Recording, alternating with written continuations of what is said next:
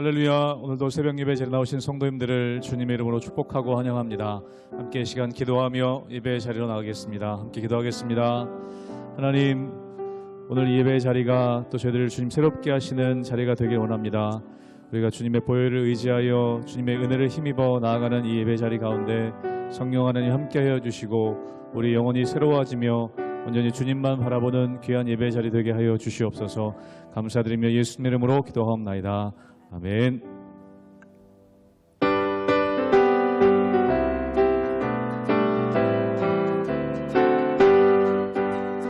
구주의 십자가 보혈로 죄 씻음 받기를 원하네.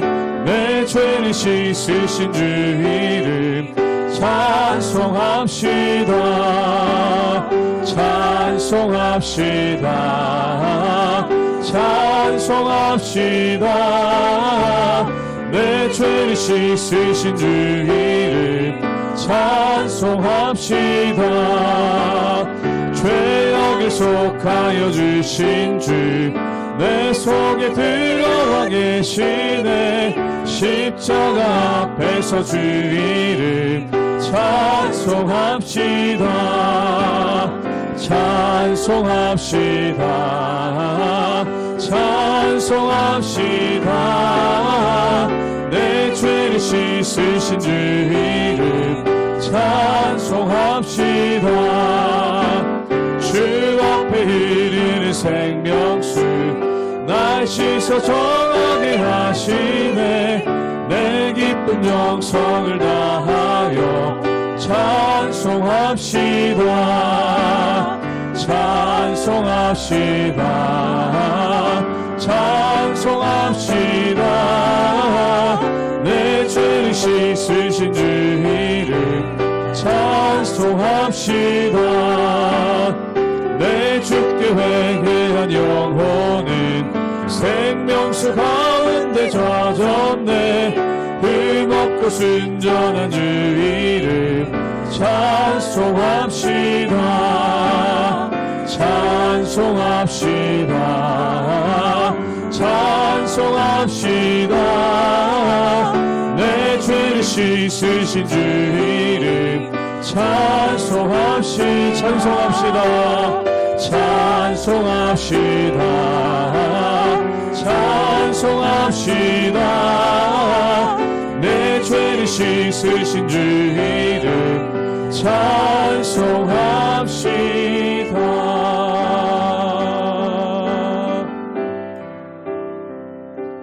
주 보혈 날 정결케 하고 주 보혈 날 자유케 하니 주 앞에 나 예배하는 이 시간 나의 모든 것을 주께 드리네. 주의 손 날 위해 찢기셨고 주의 발 날 위해 박히셨으니 이제는 내가 사는 것이 아니요 오직 주를 위해 사는 것이라.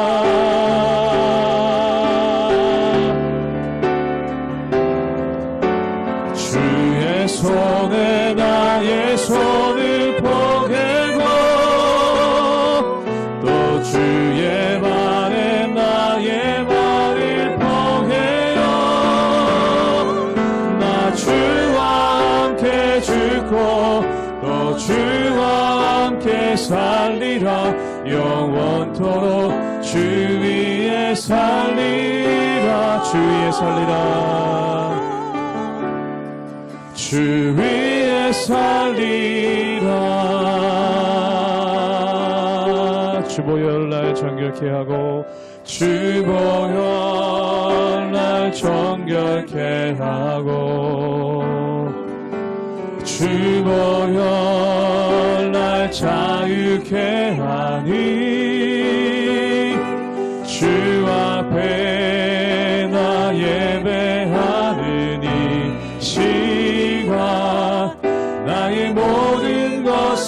주께 드리네. 주의 손 날 위해 찢기셨고 주의 발 날 위해 박히셨으니 이제는 내가 사는 것이 아니요 오직 주를 위해 사는 것이라. 주의 손에 나의 손을 포개고 또 주의 발에 나의 발을 포개어 나 주와 함께 죽고 또 주와 함께 살리라. 영원토록 주 위에 살리라. 주의 손에 나의 손을 포개고 또 주의 발에 나의 발을 포개어 나 주와 함께 죽고 또 주와 함께 살리라. 영원토록 주 위에 살리라. 주 위에 살리라.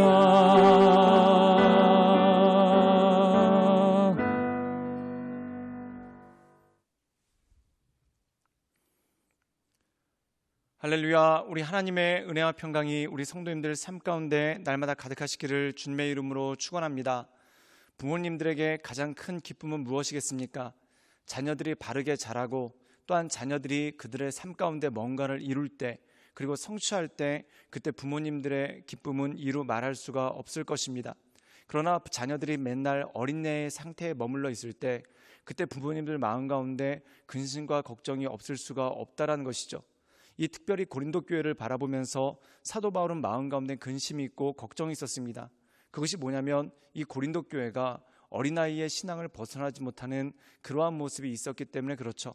그런데 어느 순간 이 고린도 교회가 성숙하고 또한 이 고린도 교회가 하나님의 말씀 가운데 온전함으로 선다라는 그러한 소식을 들었을 때 사도 바울의 기쁨이 너무나 충만하고 너무나 컸다라는 것입니다.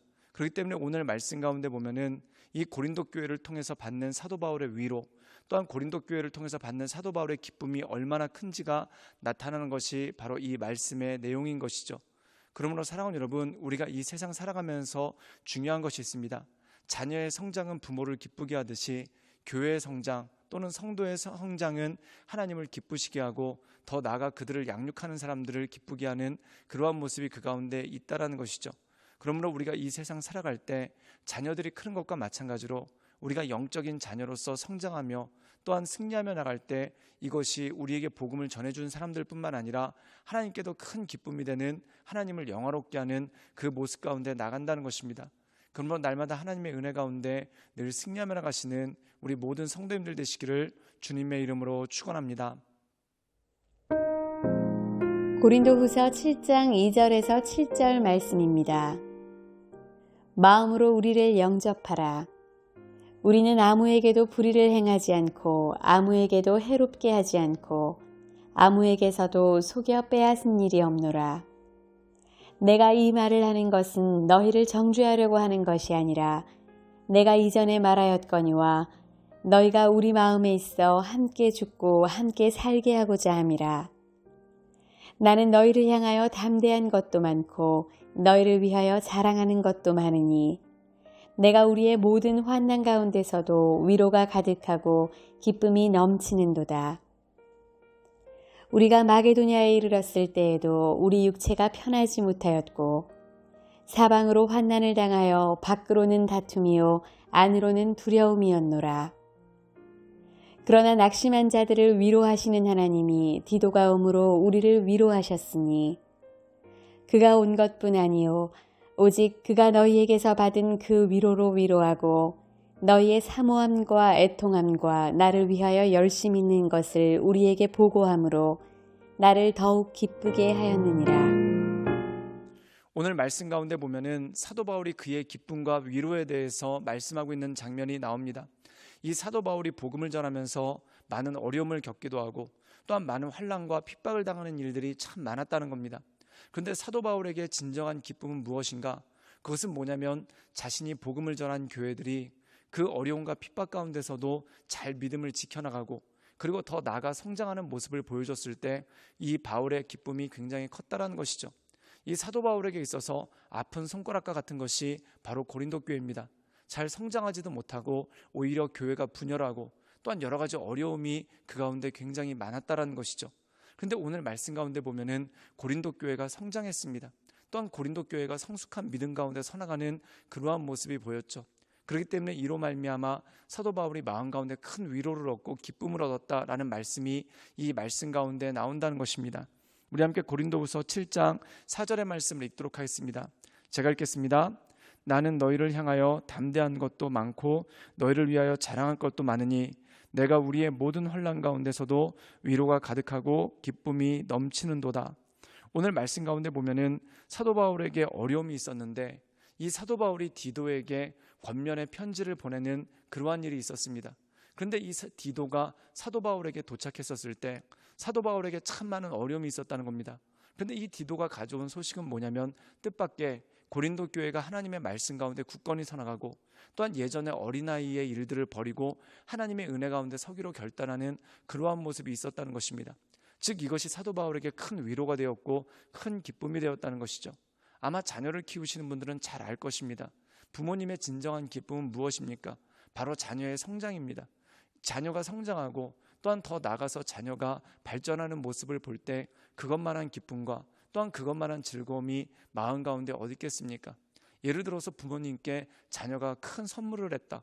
그럼 그 큰 선물 때문에 기쁜 것도 있겠지만 그 큰 선물을 한 자녀의 마음 또한 그 자녀의 성숙이 마음 가운데 큰 기쁨이 되지 않습니까?